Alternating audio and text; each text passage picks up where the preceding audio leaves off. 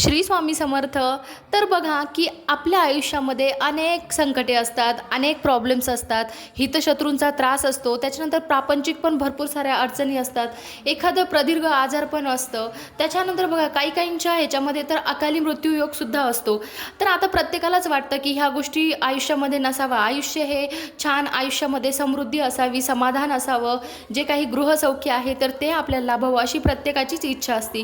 तर आपल्याला याच्यासाठी काय करायचं आहे, गुरुपौर्णिमेचं अवचित्त साधून जो काही आपला गुरुचरित्र हा ग्रंथ आहे तर त्याच्यामधला जो 14वा अध्याय आहे तर त्याला मेरुमणी मानला जातो. खूप महत्त्वाचा असा तो अध्याय आहे.